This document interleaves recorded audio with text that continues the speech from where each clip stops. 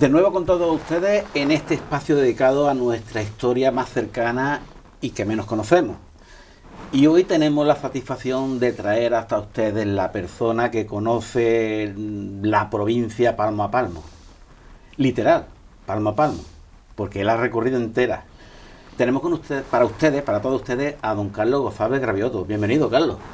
Muchas gracias por esa presentación que no me merezco. Sí, te lo mereces. Y lo de palmo a palmo lo digo porque Carlos es arqueólogo, investigador, escritor, profesor. Sí. Y la provincia te la has recorrido palmo a palmo todos los yacimientos de la provincia, ¿no, Carlos? Bueno, todos ya quisiera yo, ¿no? Pero ¿te quedan por recorrer? No me quedan por recorrer. Lo que pasa es que los yacimientos no se conocen todos tampoco. Vale. O sea, hay yacimientos que todavía están ocultos, ¿no? Que no están al aire ni se pueden ver porque están enterrados, ¿no? Entonces todos no me lo conozco, ni mucho menos, pero sí me he recorrido todos los pueblos, me los conozco por supuesto, todo el campo de los pueblos, etcétera. Pero es como yo he dicho, has recorrido las tierras buscando cada yacimiento, cada resto arqueológico. Sí. Hombre, han sido muchísimos años. Lo que pasa es que te exiges más a ti mismo y quieres sacar más yacimientos. Y sí, esa es la verdad, ¿no? Lo que pasa es que, claro, cada vez cuesta más, porque cada vez ya se va conociendo bastante y entonces de lo que se puede ver, pues quedan cada vez menos, ¿no? Claro. Entonces es más costoso todavía, ¿no? Carlos González es una persona que es una eminencia en el campo de la investigación, porque gracias a sus trabajos han salido a la luz historias que no conocía nadie, lugares perdidos, abandonados, y que son importantísimos para nuestra historia, ¿no es así, Carlos? Bueno, sí, es que lo mío ha sido una afición por la historia y por lo desconocido, que pues eso me ha llevado a sitios donde muchas veces pues el profesional no quiere ir, ¿no? Entonces a mí me dicen, yo me he pegado subidas de monte de 4 horas de subir un monte y tal, pues porque a lo mejor un cazador o alguien me ha dicho, allí he visto yo un trozo de cerámica y tal, pues allí iba yo a comprobar a ver qué clase de cerámica era aquella, qué época era ese yacimiento y qué es lo que había allí, ¿no? Y claro, eso cuando yo tenía menos años, pues algunas veces me he tirado hasta 3 y 4 horas para llegar a un sitio, ¿no? Y ese es el proceso, o sea, se tienen noticias de unos restos arqueológicos y llega el profesional, identifica esos restos y los coloca en el mapa. Sí, lo que pasa es que tan sencillo como eso no es, porque hay que montar todo un sistema de gente que te pueda informar, de aficionados. Hay un aspecto de la investigación que son los aficionados locales, que siempre han estado muy olvidados por todo el mundo. Han estado incluso despreciados por la investigación científica, ¿no? Pues, y sin embargo, pues los aficionados locales pues conocen sitios, conocen estructuras que todavía pueden quedar, etcétera. A lo mejor esos aficionados locales no saben interpretar esas estructuras o las interpretan erróneamente, que puede ocurrir muchas veces, ¿no? No tienen esa base histórica como para fundamentar nada, pero sí conocen muy bien el campo de su pueblo, de su ciudad, de cada localidad, de su localidad, y entonces pues gracias a ellos, a su información, pues muchas veces pues se puede llegar a documentar cosas totalmente increíbles, ¿no?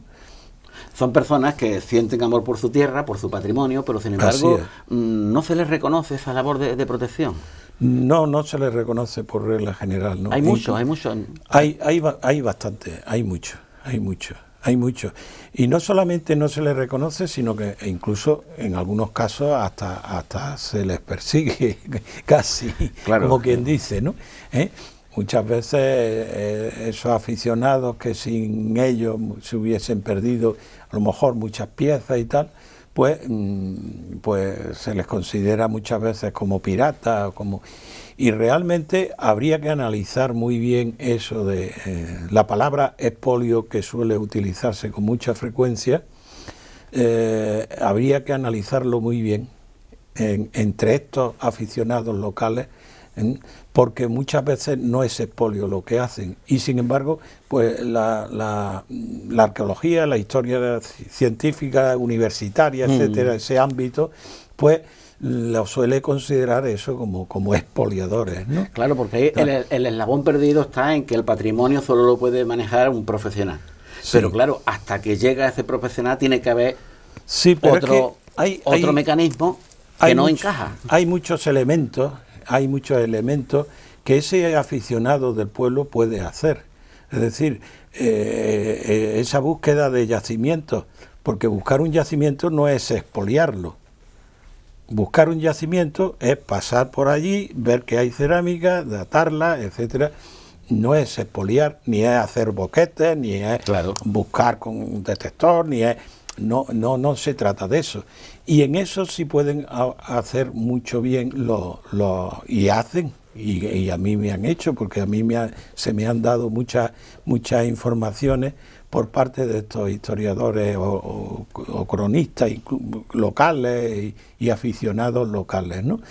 En eso y en otras muchas cosas también, por ejemplo, en los movimientos ciudadanos que pueden crear o que han creado.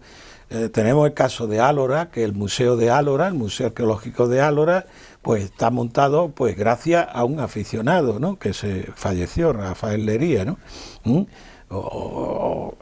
Entonces, esos son aficionados que pueden aportar mucho a la historia, a la arqueología y tal, que no se ha aprovechado lo que pueden dar de sí, ¿no? Porque al mismo tiempo, ellos, al verse rechazados, pues se cierran en banda. ¿Y ahora qué hago? Se cierran en banda, y entonces, pues incluso cuando ven por allí que llega alguien de la universidad o de algo, pues no le dicen nada porque están asustados. Claro, me van a tratar como si fuera un... Eso, porque es que en realidad les tratan, ¿no? Porque ha habido casos, y además en un pueblo que tú conoces muy bien, ha habido casos de señores universitarios que han llegado allí a hacer trabajos, ¿no?, de arqueología, y ha habido gente que le ha informado de cosas y tal. Con su mejor voluntad. Con su mejor voluntad, y luego esa gente ha sido denunciada. No sé si conoces el caso. Me suena un poquito. Te suena, ¿no? Sí, me suena un poquito el caso, sí. Y entonces eso es lo que no se puede hacer, no es ético, porque si tú quieres ser de esa forma tan purista y tal igual, pues no te acerques a ellos. Pero si buscas su amistad, buscas su información, luego no puedes denunciarlo. Pero eso es aprovecharte un poquito del trabajo del otro. Te aprovechas del trabajo del otro y luego lo denuncias, ¿no? Y eso es bueno, es que para todo, o sea, lo primero, para todo, hay que ser buena gente y hay que ser buena persona, para no hacer ese tipo de cosas. La consecuencia de eso es que ya no te vuelves a enterar de ningún yacimiento más. Ya está, porque esa persona sabe que no puede confiar en ti. Y no es solamente eso, sino que eso se corre la bola, como quien dice. También. Se corre la bola y ya, pues ya, claro, ya por esa razón, entre la gente del campo y entre la gente de la ciudad, entre los constructores y tal igual, pues tienen tan mala fama los arqueólogos. Pero sin embargo, hoy día valoras tú o te das cuenta que hay un mayor interés, un mayor nivel cultural, la gente se interesa más por su patrimonio, se acerca al campo con otro punto de vista, de vista científico, no de ver qué me llevo. Sí, no, hoy día cierto es que son minorías, pero claro, todo empieza por minorías, ¿no? Afortunadamente, pues hay mucha gente, bueno, alguna población, hay asociaciones ciudadanas también que se están preocupando bastante por el patrimonio. Y en los pueblos incluso hay pueblos que han visto que la cultura pues es rentable. Es decir, normalmente la cultura siempre ha sido el patito feo de la gestión de los ayuntamientos, por ejemplo, ¿no? ¿Por qué razón? Pues porque la cultura cuesta dinero, bastante. La cultura, bueno, no es barata, la cultura es algo costosa y no se le ve económicamente ni en votos se le ve el resultado, ¿no? Porque se necesita dos puntos de vista muy claros. Sí, pero es que no he terminado. Sí, perdona. Porque es que no se le ve el resultado económico muy claro, ¿no? Porque no se lo ven. Pero resulta que sí es rentable económicamente. Lo que pasa es que es rentable a largo plazo. La cultura es rentable a largo plazo. Ay, ¿cómo te has adelantado a mí? Sí, señor. Y a largo plazo. Y políticamente a más largo plazo de los 4 años que dura una legislatura, ¿no? Claro. Entonces, por regla general, el político dice, yo voy a gastarme el dinero para que lo disfrute otro, aunque sea por el bien del pueblo, porque tenemos ese puñetero egoísmo pero como decía y quería decir, la cultura es rentable a largo plazo, y no solamente es rentable, sino que la cultura es la que puede hacer que los pueblos sobrevivan. Porque los pueblos, el mundo rural pequeño, los pueblos pequeños y los grandes incluso a largo plazo, ya no tienen agricultura. La agricultura se está yendo a otros países menos desarrollados, donde se produce mucho más barato todo. Y entonces la producción se trae de fuera. La industria tampoco tenemos, porque por la misma razón, porque ya la camisa que llevamos puesta pues está hecha en China o en la India, pues aunque tenga incluso la marca española, pero están hechas... Le cuelgan aquí la pegatina, pero la hacen allí. Pero la hacen allí. Entonces, ¿qué es lo que les queda a estos campos, a estos pueblos, que para no ser totalmente desaparecer del mapa? Pues lo que le queda es el turismo cultural. El turismo cultural y la agricultura ecológica o la ganadería ecológica, es decir, que tenga un fuerte plusvalía, ¿no? Es decir, que, por ejemplo, si se hace una miel, que no sea una miel como la miel china, sino que sea una miel de calidad, que se pueda vender más cara. De hecho, nuestros pueblos más conocidos los conocemos precisamente por eso que estás diciendo. Por eso. Por la calidad de los productos, aunque luego puedan ser un poco más caros, porque tienen que serlo, porque no se puede competir con la producción de esos otros países, ¿no? Tanto en los sueldos como en muchísimas otras cosas, ¿no? Entonces, lo que va a salvar a estos pequeños pueblos, pues va a ser eso, el turismo cultural. Patrimonio. Que es patrimonio, una de las cosas, porque está el patrimonio, que puede ser patrimonio histórico arqueológico, pero tenemos el patrimonio natural también, ¿no? Y hoy día pues se está viendo pues un gran auge del patrimonio y de la gente. Por ejemplo, el senderismo ha dado una eclosión terrible, ¿no? Pero se necesita un nivel, vamos a llamarlo intelectual, un poquito más elevado de la media para entender eso que estás diciendo. Primero, que la cultura merece la pena salvarse porque es lo que somos. Si no tenemos cultura no somos nada. Y segundo, por lo que tú acabas de decir, que eso a lo mejor no va a dar un fruto de aquí a 4 años, pero a largo plazo es una fuente de economía, es un recurso importante. Sí, se necesita una mentalidad un poquito más abierta de la media. Y es que muchas veces pues matamos la gallina de los huevos de oro por coger hoy un euro. Matamos a la gallina ahora eso sí, cogemos un euro hoy, ¿no? Ya está. Y ahí nos quedamos. Mañana ya veremos. Hay una anécdota muy bonita que cuenta, creo que es Menéndez Pidal, de un pueblo de Soria, en donde en época de Carlos V se había hecho una inmensa portada espectacular, ¿no? Y entonces, pues el pueblo era muy chico, pero iban allí autobuses de gente a ver el arco nada más, porque era lo único que tenía el pueblo. Y resulta que a un alcalde se le ocurrió tirar el arco porque los autobuses no podían pasar por él, y entonces los turistas tenían que ir andando hacia arriba, ¿no?, hacia el pueblo.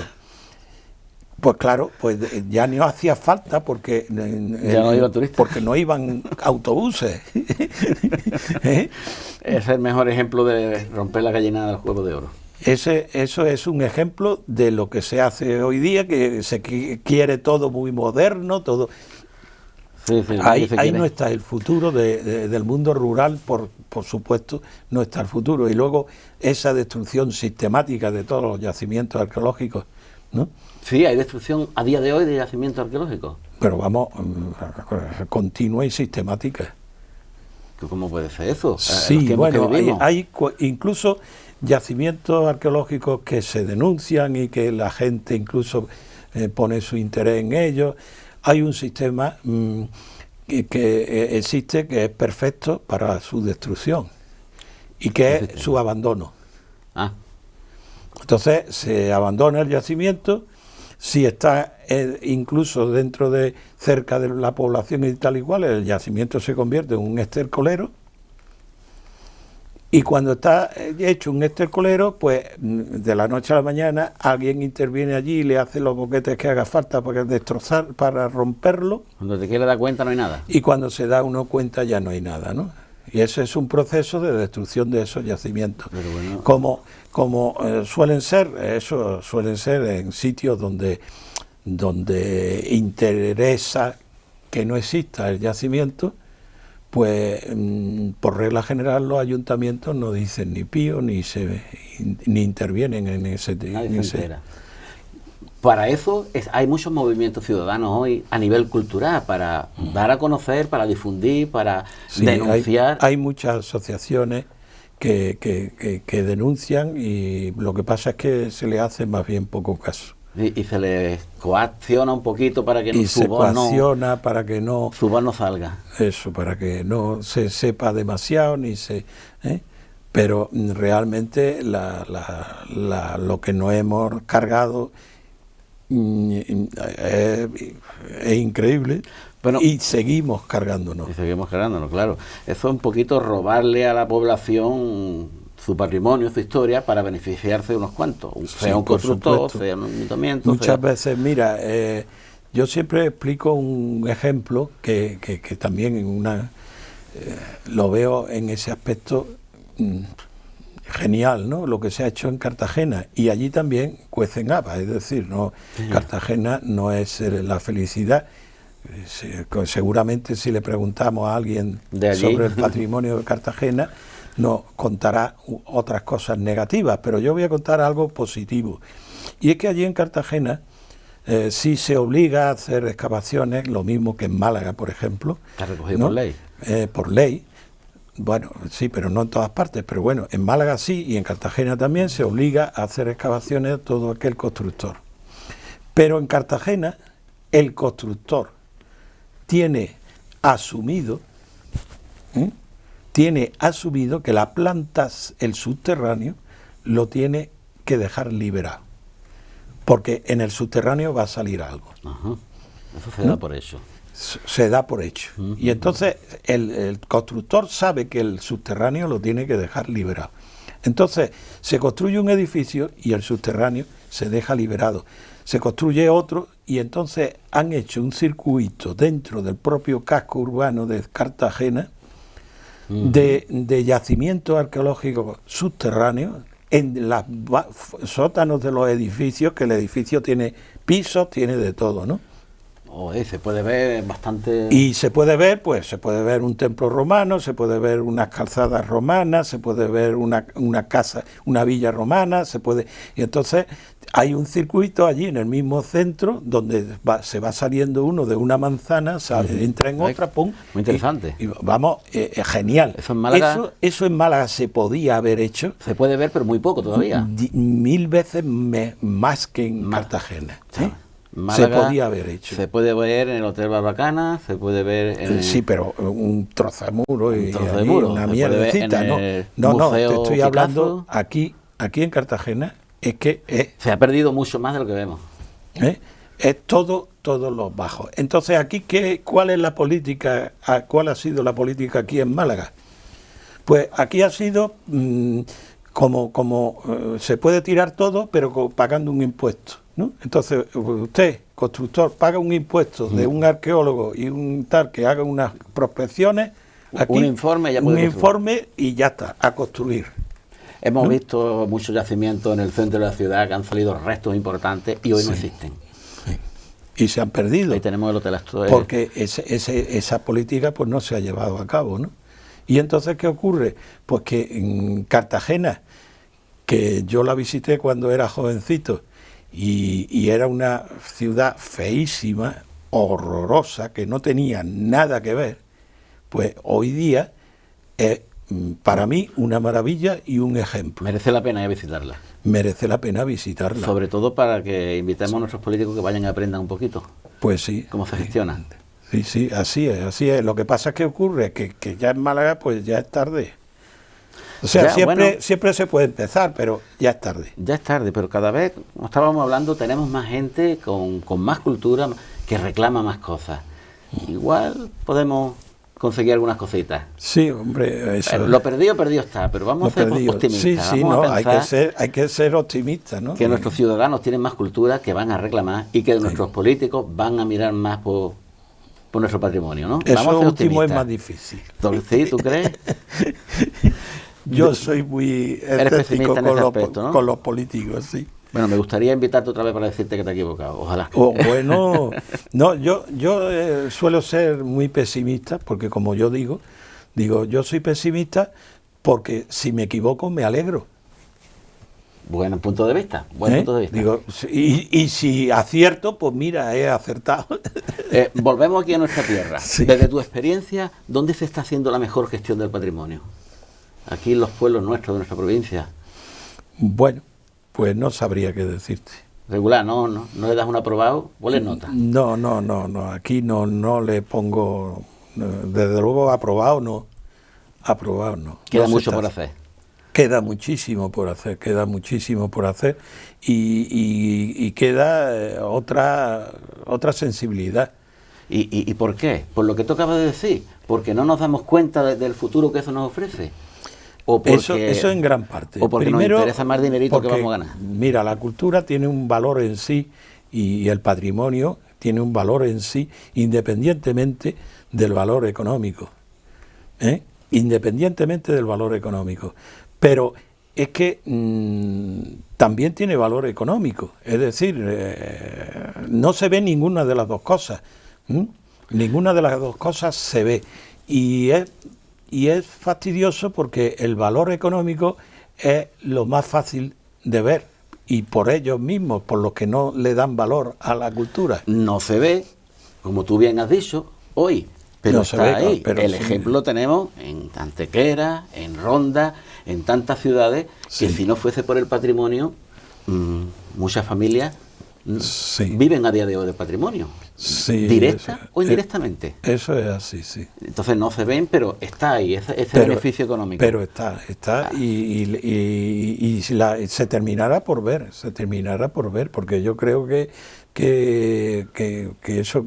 esas minorías que están apretando, digamos, y luchando por todas partes para la defensa del patrimonio y de la historia porque como decías tú antes, esas personas que están ahí, que de verdad tienen un nivel cultural, que tienen un interés por su historia, la forma de gestionar eso para que no se pierda, por ejemplo, salir al campo y encontrar un yacimiento, ¿cuál es? ¿Qué recomiendas tú que haga? Yo voy al campo y encuentro un muro que tiene una cerámica antigua. Desde luego, desenterrarlo no. No, eso ni tocarlo. Notificarlo, dibujarlo, no, hay que, por supuesto, hombre, lo que hay es que estudiarlo. O sea, yo todo lo que he encontrado,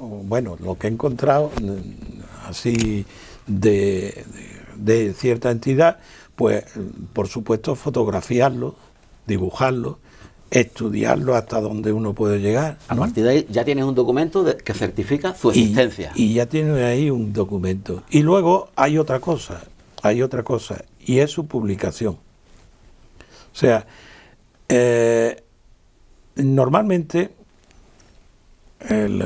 digamos, la arqueología oficial, pues no quiere que se publiquen los yacimientos. Ah, no quiere. No quiere porque haciendo alusión a que si se publica la existencia de esos yacimientos, pues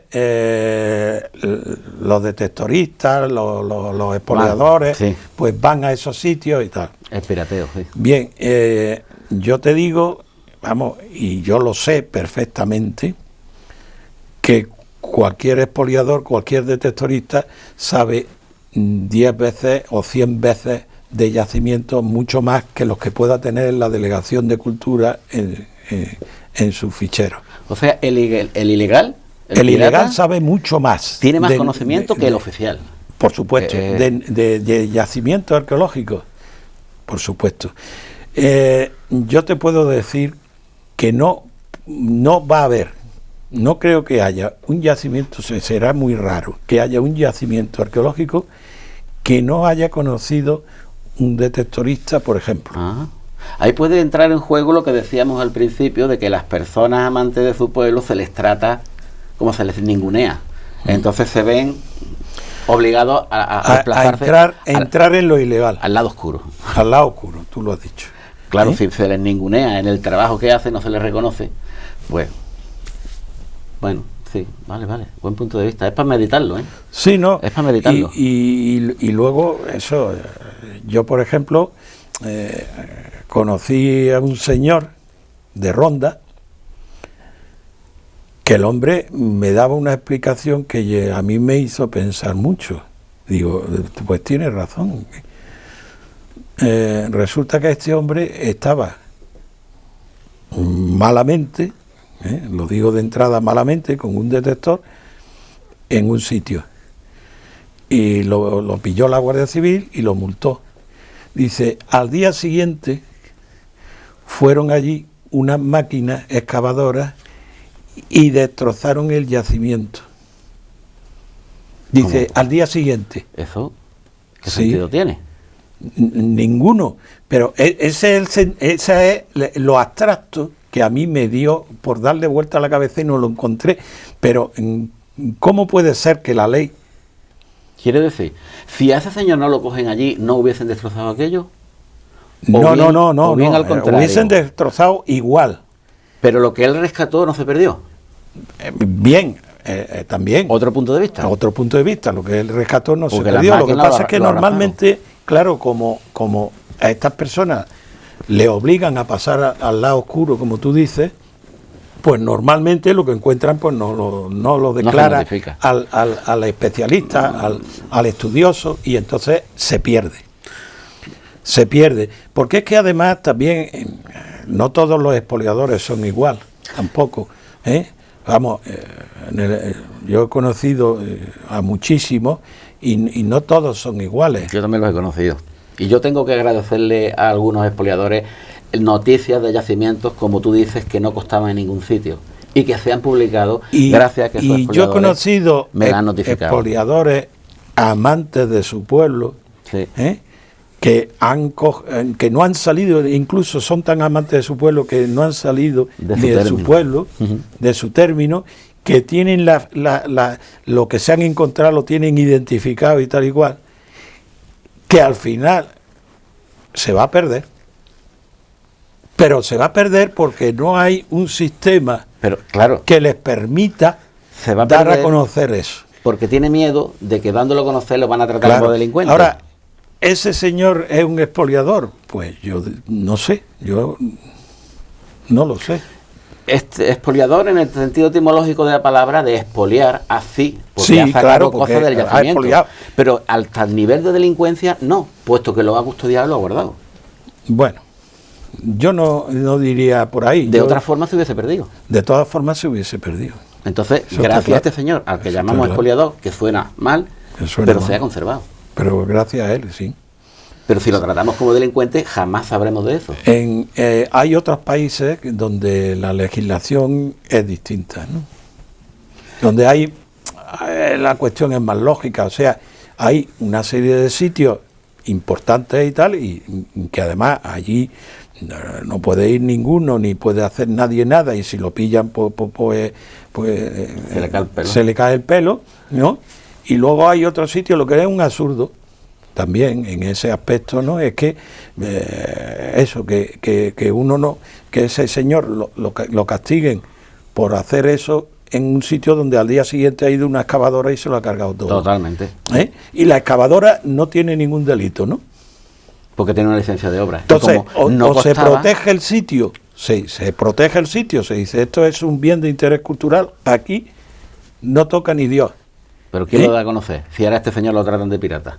Ahora, y ahí si lo pillan, entonces, ahí está. Pero es un absurdo que luego al día siguiente vayan con la excavadora, ¿no? Y entonces, así, lo que hay es que proteger el sitio. Y así muchos y muchos yacimientos. ¿Has conocido? Sí, bueno, conocí un montón. Romanos, yo creo que la provincia de romanos tendré unos 1800 fichados. ¿En la provincia de Málaga? En la provincia. Solo en la provincia, porque también ha salido fuera de la provincia. Sí. Sí, en la provincia de Málaga tendré unos 1800 por ahí. Romanos. Cuéntanos cositas que nos motiven. Lo más bonito que has descubierto, que a ti te ha hecho sentirte una satisfacción personal. Bueno, lo más importante y lo más gordo fue la mezquita de Antequera, ¿no? ¿Qué mezquita es? Sí, bueno, en Antequera, cuando estaba haciendo el libro de las vías romanas, fui a un yacimiento romano. ¿Por qué año era el libro? El libro se publicó en el año 87. En el 87. Ya en el 87 recorriste la provincia buscando. Sí, bueno, a partir del año 80 por ahí. Sí, continúa. Pues estaba yo recorriendo y entonces fui a un yacimiento que hay allí, en el Cortijo de la Mezquita, hay un yacimiento romano, y vi allí el edificio del Cortijo.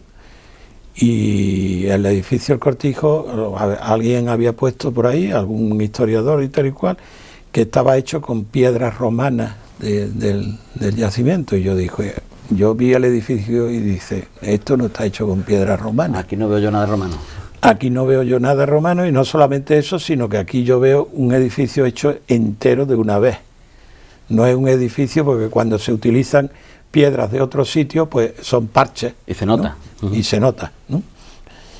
Pero estaba cerrado y no había forma de entrar. Entonces tuve que ir un montón de veces, hasta que una de las veces le habían dado una patada a la puerta para robar tejas. Y entonces estaba aquello abierto. Era la tuya.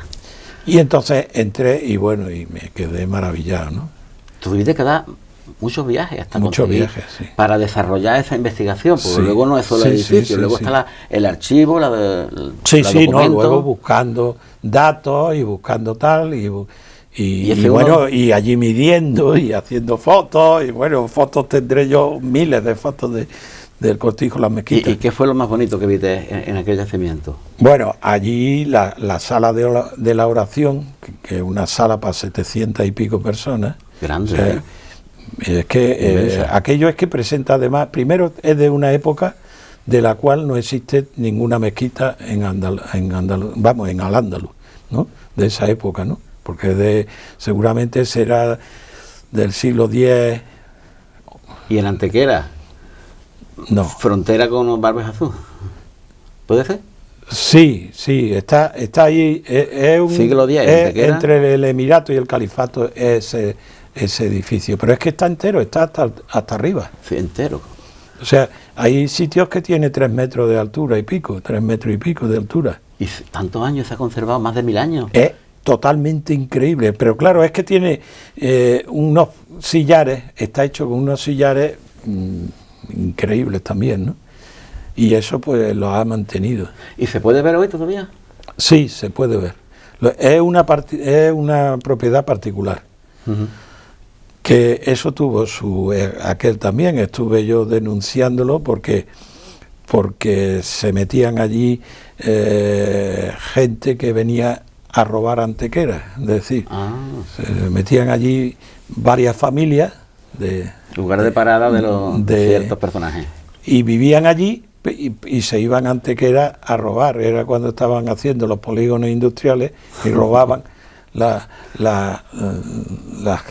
los cables y tal, ¿no? Sí, sí. Se dedicaban y los cables los quemaban allí dentro de la mezquita, vamos, unas cosas. Y yo me hinchaba de denunciar y no me hacían, en la Delegación de Cultura no me hacían ni caso. Ni en Antequera tampoco, Nadie el te hizo arqueólogo. caso. No, porque decía que no, que eso es el dueño, y al dueño le importaba 3 pepinos. Pero bueno, el Estado tiene la obligación de proteger lo que es patrimonio. En teoría. Ah, en teoría. Luego en la práctica es otra cosa. No, el dueño.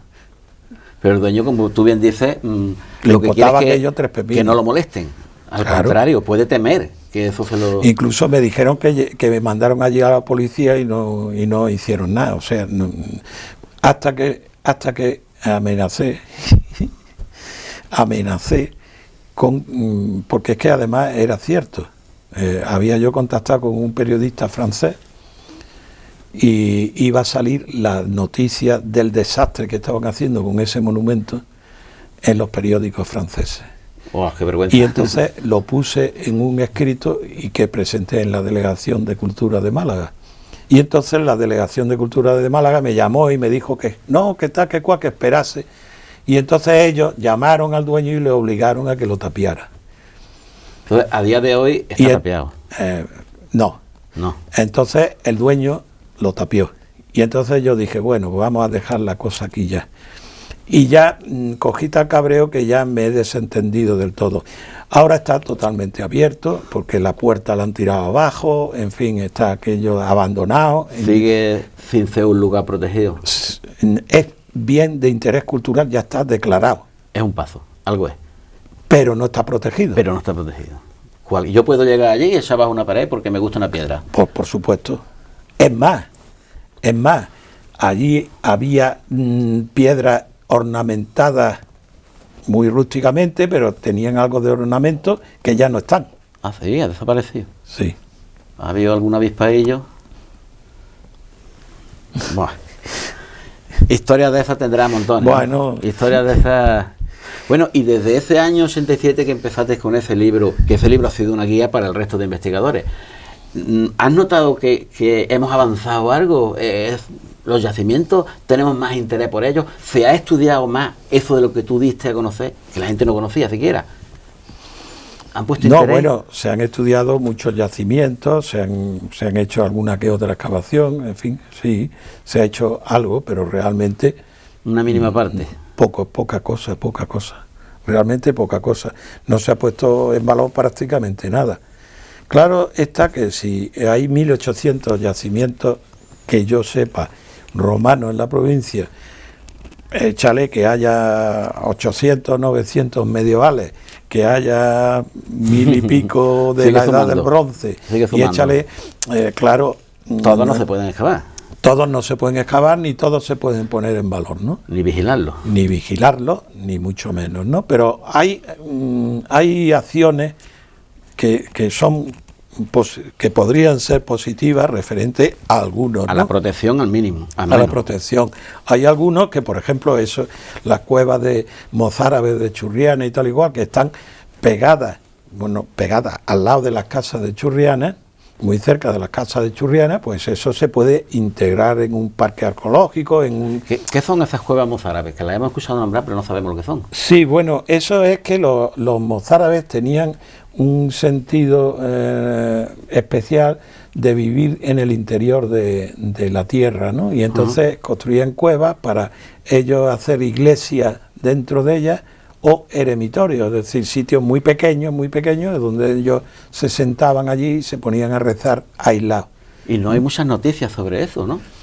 No hay muchas noticias, ¿no? Y de la época mozárabe tenemos más yacimientos aquí cerca de nosotros. Por supuesto, y además es un mundo bastante precisamente, rico. Sí, precisamente esa es otra que estoy ahora moviendo también, la protección de no solamente la de Churriana, que ya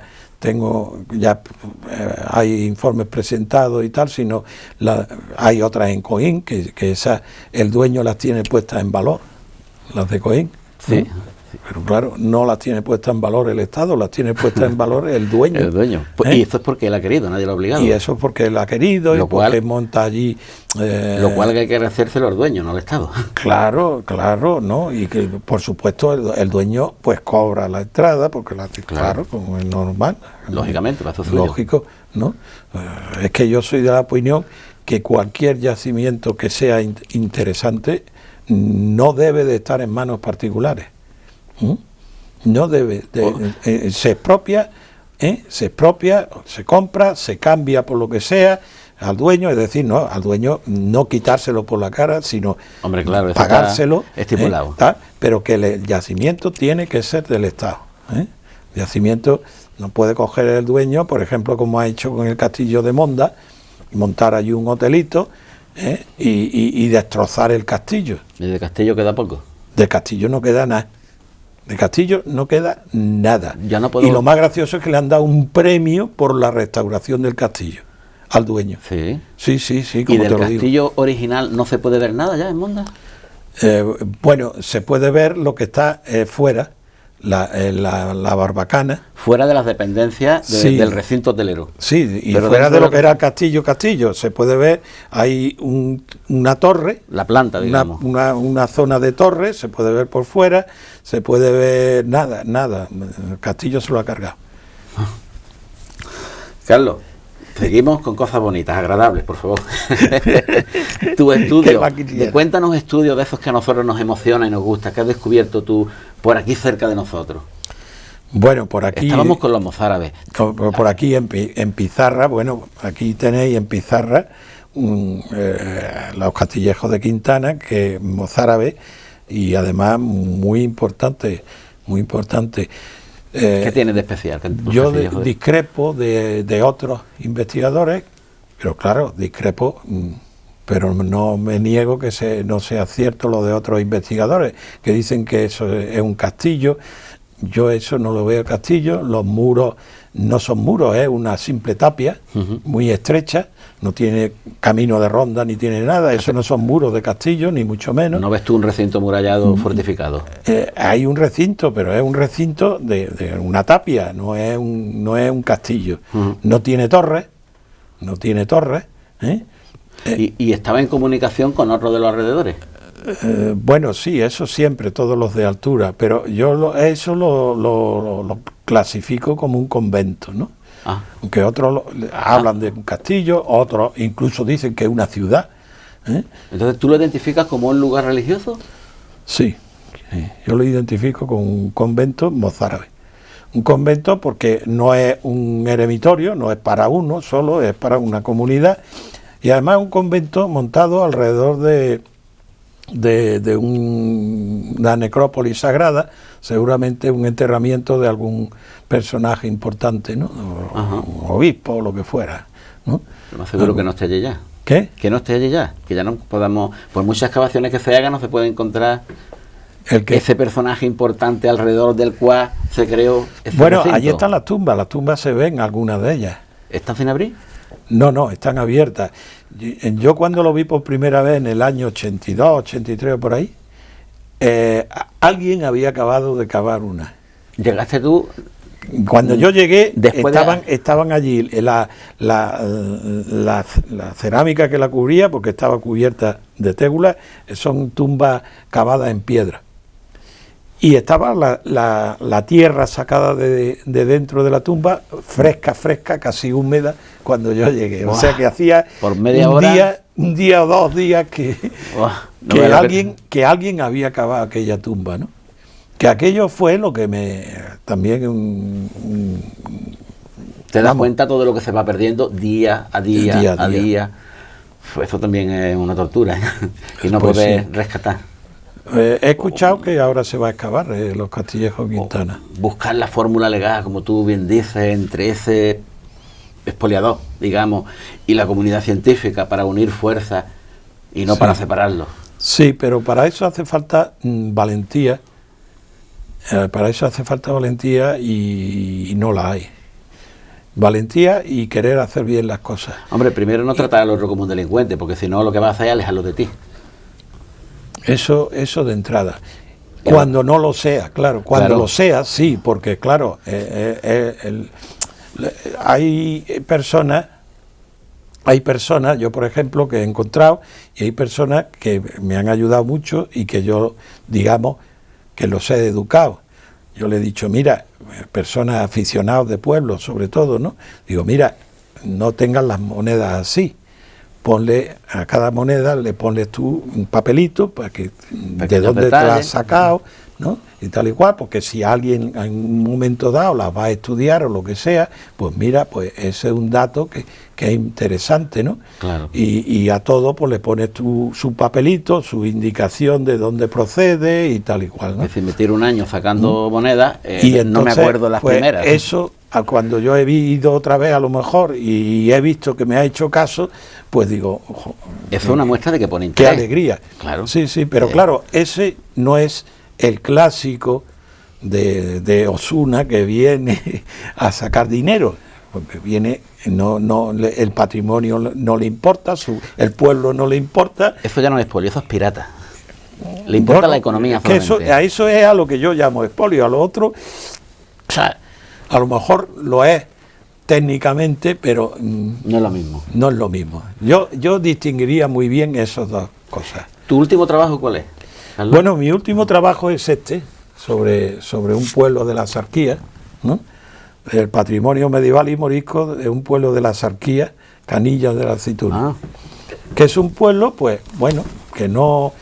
que es un pequeño pueblo de la Sarquía, perdido, con malas comunicaciones, pueblecito y además bonito pero pueblo, con una belleza, Bonito una pueblo. belleza natural y paisajística impresionante, Qué y puente con más muchos bonito. restos, bueno, con algunos restos moriscos, ¿no? Este puente De época medieval, sí. ese medieval sí. es este puente. ¿Y se Sí. puede ver allí todavía? Sí, sí, es que hay un puente que no se ve, que está encima. Encima hay un puente, ¿eh?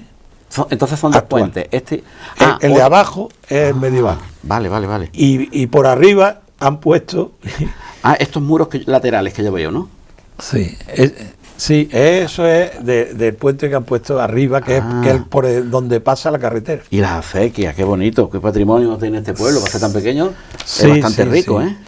Sí, sí, es un pueblo que merece la pena, pero claro, merece la pena cuando uno sabe lo que está viendo y cuando uno va viendo las cosas que hay y tal, ¿no? Por eso Tiene ahí un necesitamos... aljibe medieval metido en una casa, lo que pasa es que está abierto al público porque se puede llegar uno y ver, ¿no? ¿En el pueblo? Precioso, en el mismo pueblo. ¿Sí? Tiene un aljibe medieval precioso, allí pegado debajo de una casa. Le ha construido una casa moderna. ¿Y está suficientemente valorado? ¿Está acondicionado o está abandonado? Bueno, hay cosas que están abandonadas y hay cosas que están acondicionadas, ¿no? Hay cosas que solo tú las puedes ver, como es este esquema. Sí, sí. Eso solo tú lo puedes ver. Si no nos lo explicas, pasamos por allí y no lo vemos. No, es que normalmente no se ve, ¿no? Merece la Así pena es. una cartelería que lo explique. Sí, sí. En eso están.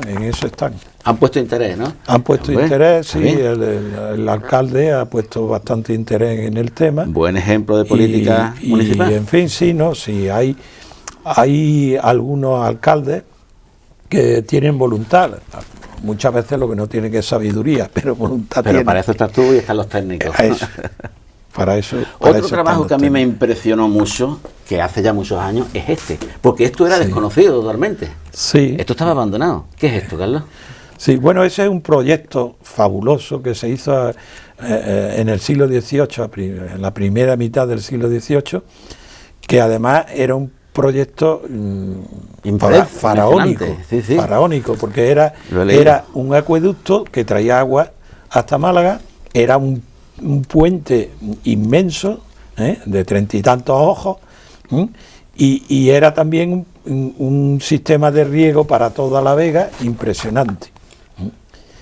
E incluso llevaba, muy curiosamente, llevaba agua hasta un barrio de Málaga que se llama la Cruz del Molinillo. La Cruz del Molinillo. Porque allí había unos molinos que se construyeron para hacer uso de este agua. ¿Y se llegaron a usar? No se llegaron a usar, pero es que resultaba que cuando había tormenta, la harina que se molía en Alaurín no podía llegar a Málaga porque el puente que había, que era un puente de barca, no se lo llevaba la riada, se lo llevaba, y entonces pues en Málaga hubo una ocasión que hubo hasta una sublevación, imagínate tú, sí, en el siglo XVIII la gente se fue allí a protestar de donde estaba el gobernador, ¿no?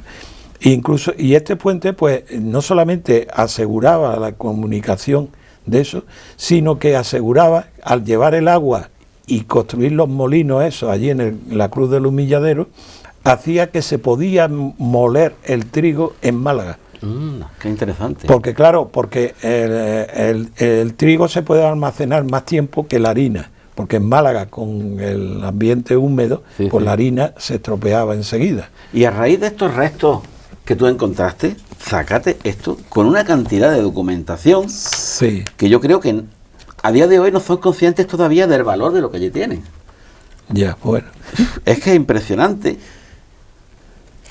Bueno, ¿y ahora en qué estás metido? Porque yo sé que tú no paras de trabajar. Bueno, lo que pasa es que muchísimos trabajos y además muy dispares todos. Muchos frentes abiertos. Muchos frentes. Ahora, la semana que viene, pues doy una charla, vamos, en un congreso sobre un castillo del norte de África, del norte de Marruecos. Por el norte de Marruecos vas investigando. Por el norte de Marruecos. Sí, y además estoy frito porque como ahora no puedo ir, tengo también pendiente un castillo de Marruecos, ¿no? Pero me hace falta ir para culminar unos detalles que me quedan, pero como no se puede ir, pues estoy fastidiado en ese tema. Pero vamos, tengo también otro congreso en Salares. En Salares. En Salares, sobre la jornada de historia de la Sierra de Ventomí. De historia. De la Sierra de Ventomí. Ah, ¿eso para cuándo es? Eso, pues, seguramente para dentro de un mes. Habrá que estar pendiente.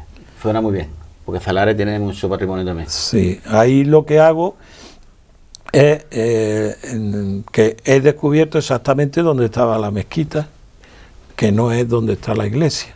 He descubierto exactamente y he descubierto cuál ha sido el proceso, cómo esa mezquita se ha ido transformando en iglesia poco a poco. Y eso lo vas a dar a conocer sí, en el Congreso. Entonces, eso no se lo puede uno perder. Ahora me voy a aprovechar de que está aquí Carlos. Carlos, cuando tengamos dudas podemos llamarte. Hombre, claro. Y queremos aprender porque sin ningún se problema. te escapa pocos detalles. Sin ningún problema. Lo mínimo que podemos hacer para agradecerte que vengas es darte el reconocimiento que damos a nuestros invitados.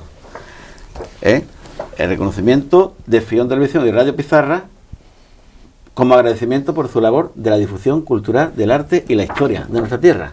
Hombre, pues muchísimas gracias. Eso no es nada comparado para lo que aprendemos contigo. Hombre, muchas gracias a ti por haber venido a visitarnos. Muchas gracias por todo lo que nos ha ilustrado y te estamos pendientes de ti. De acuerdo. Como le haya gustado la mitad de lo que a mí, han alucinado. Bueno, nos vemos en el siguiente.